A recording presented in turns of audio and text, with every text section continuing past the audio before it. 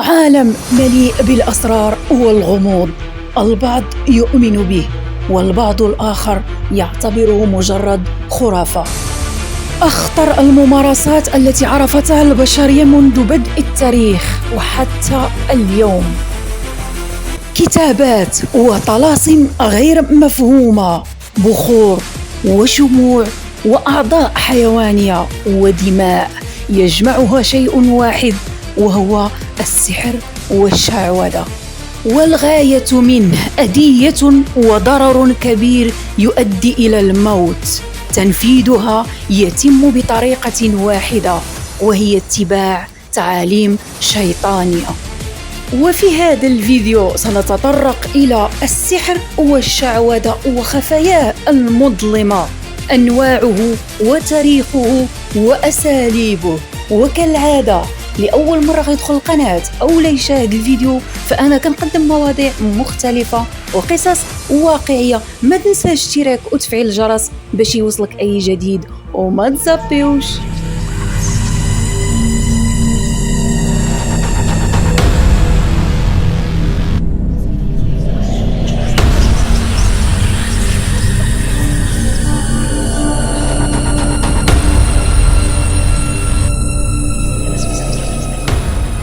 الكثير منا يقول أن سبب فشلنا أو تأخر زواجنا أو طلاقنا وحتى مرضنا أو العكوسات التي تصيب حياتنا اليومية كلها تعود إلى السحر والشعوذة، سواء كان الأمر صحيحاً أم لا. فإن الكثير من حول العالم يؤمنون به ويحاولون اللجوء إلى المشعوذين والسحرة لفك هذا النوع من السحر. السحر أنواع كثيرة وحتى درجاته متنوعة ومختلفة. قبل التعرف عليه دعونا نتعرف أولا عن تاريخ السحر. منذ بدأ التاريخ والسحر موجود وبكثرة، بحيث مختلف الحضارات اعتبرت السحرة والمشعوذين لهم شأن عظيم ولهم قدرات خارقة لا يملكها أحد. البداية مع الحضارة الفرعونية. العلماء اعتبر السحر الفرعوني من أخطر أنواع السحر، لدرجة أطلق عليه باللعنة، ولعنة الفراعنة بحد ذاتها لغز من ألغاز التاريخ. فنصوص الأهرام المكتوبة بالهيروغليفية تحتوي على آثار مشابهة للتعاويذ ورموز سحرية. ومعروف عن تاريخ المصريين القدامى أن سحرتهم كانوا يعتمدون على حسابات فلكية ورموز عويصة يصعب فهمها، ولهم طقوس خطيرة. حتى إجراءات التحنيط والدفن كانت متصلة اتصالا كبيرا بالسحر. فلعنة الفراعنة هنا تحل بكل من يحاول الاقتراب من مقابر آلهتهم، يعود سببها بالسحر المدفون فيها. فالسحر الفرعوني وصفه العلماء كذلك بالسحر الدفاعي، بحيث يطرد الأرواح الشريرة وحماية الفرعون وموميائه وممتلكاته. صحيح أن الحضارة المصرية عرفت السحر ومارسته، إلا أن الانتشار الحقيقي كان في الحضارة البابلية، وكان قد اعتبر الأخطر، فقد انتشر بين الناس بكثرة، عكس الحضارة الفرعونية كان منتشرا بين الكهنة. نجد السحر في الحضارة البابلية انتشر بين البشر عن طريق الشياطين، الأمر الذي ذكره الله عز وجل في كتابه العزيز في سورة البقرة، إذ قال: أعوذ بالله من الشيطان الرجيم، واتبعوا ما تتلو الشياطين على ملك سليمان وما كفر سليمان ولكن الشياطين كفروا يعلمون الناس السحر وما أنزل على الملكين ببابل هاروت وماروت وما يعلمان من أحد حتى يقول إنما نحن فتنة فلا تكفر، فيتعلمون منهما ما يفرقون به بين المرء وزوجه. صدق الله العظيم. وهنا يجب تسليط الضوء على قصة هاروت وماروت الشهيرة التي تتعلق بالحضارة البابلية والسحر. هاروت وماروت هما ملكان من السماء مذكوران في القرآن الكريم، نزل في أرض بابل وأنزل عليهما السحر بإذن من الله تعالى امتحانا وابتلاء للناس. وكان قبل أن يعلمان الناس السحر يقولان لهما إنه فتنة فلا تكفروا.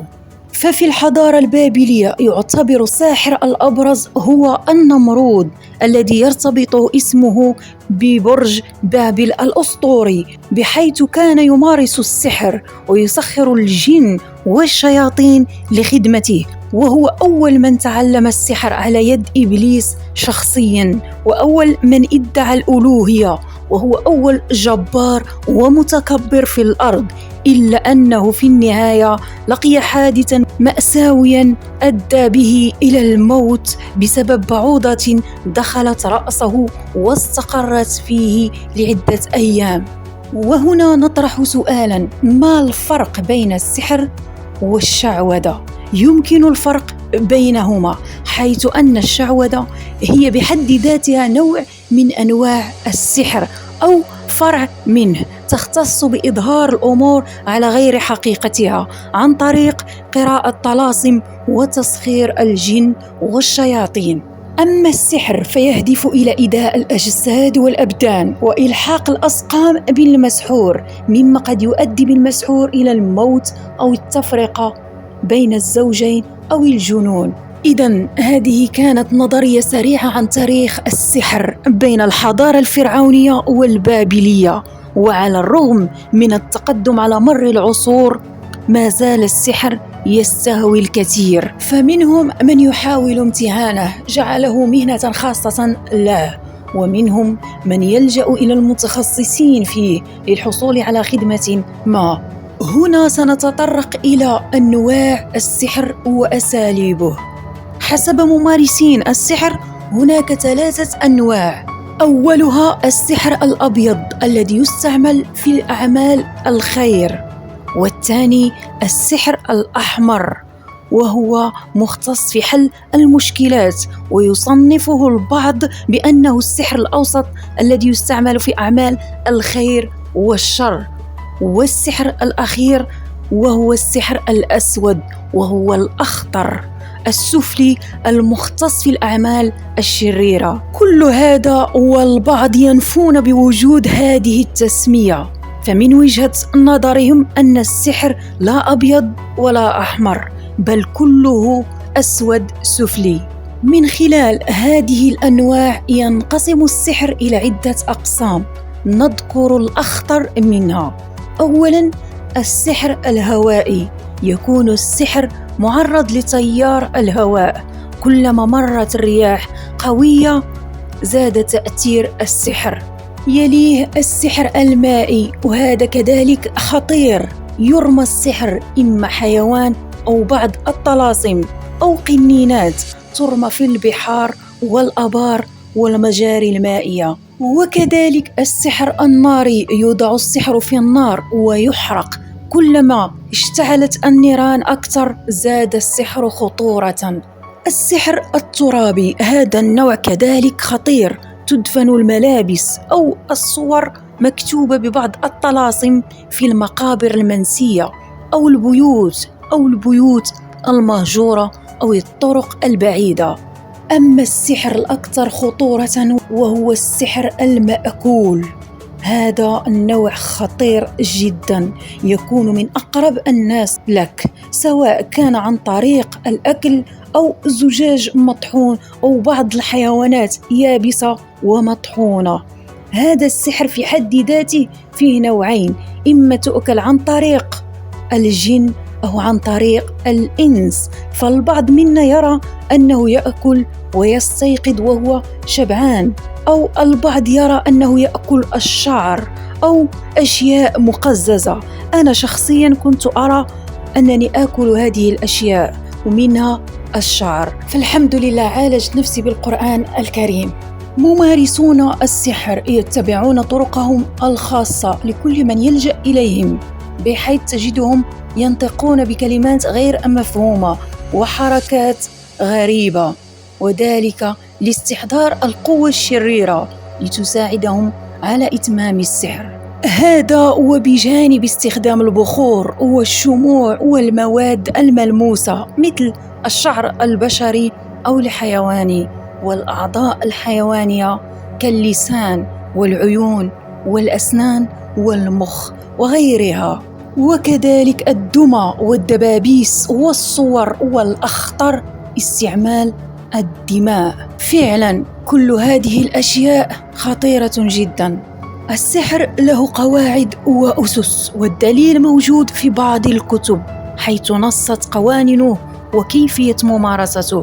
ومن أشهر الكتب في عصرنا الحديث هما شمس المعارف الكبرى من تأليف أحمد بن علي البوني، والعزيف من تأليف الشاعر عبد الله الحضرد أو ما يعرف بالعربي المجنون. هذه الكتب محرمة وممنوع قراءتها في الدول الإسلامية. وهنا السؤال المطروح: ما حكم الإسلام والديانات الأخرى في السحر؟ حرم الإسلام السحر والشعوذة تحريما قطعيا، ويعد من كبائر الذنوب، وذلك لأن السحرة والمشعوذين يقترنون بالشياطين، والتي لا تقدم لهم هذه الخدمات مجانا إلا بشروط: أنهم واجب عليهم أن يذبحوا قرابين لكي يتقرب بها الساحر إلى الشيطان. والسحر هنا قائم على كل الصفات الخبيثة من ضرر وتفريق وخداع. وقد نهى النبي صلى الله عليه وسلم عن إتيان السحرة، فقد لا تقبل صلاته 40 يوما، حيث قال: من أتى عرافا لم تقبل له صلاته 40 يوم. وعن أبي هريرة رضي الله عنه قال: قال رسول الله صلى الله عليه وسلم: من أتى كاهنا فصدقه بما يقول، أو أتى امرأة حائضا، أو أتى امرأة في دبرها، فقد برئ مما أنزل الله على محمد. فالديانات الأخرى فهي كذلك تحرم السحر تحريما قاطعا، تعتبره من عمل الشيطان. في الكتب اللي حطيت الاسم ديالها منها العزيف وكتاب شمس المعارف الكبرى موجود في القناة، سبق وحطيت فيديوهات عليها بالتفصيل الممل. إلا بغيتوا تفرجوا فيها لي شرف كبير، هي موجودة بالقناة.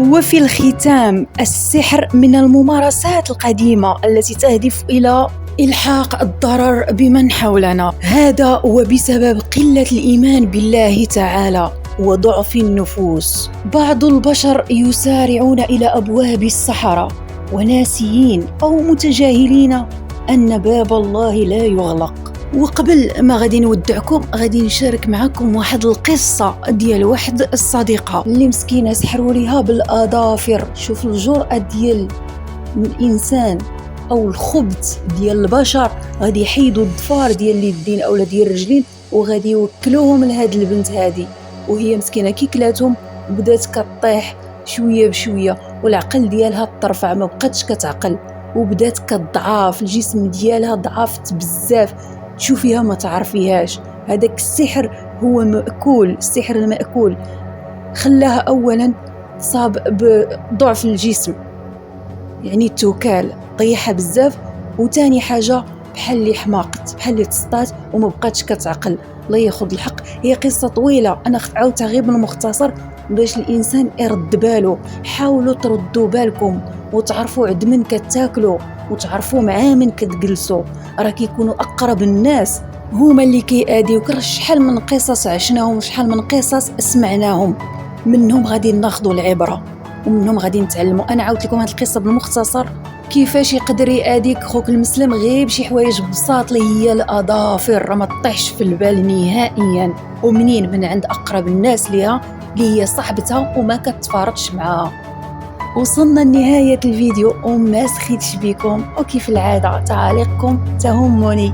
أي رأي مخالف أو لا أي معلومة مهمة ياريت تشاركوها معايا في التعاليق، ولقاكم في الفيديو الجاي إن شاء الله. إلى اللقاء.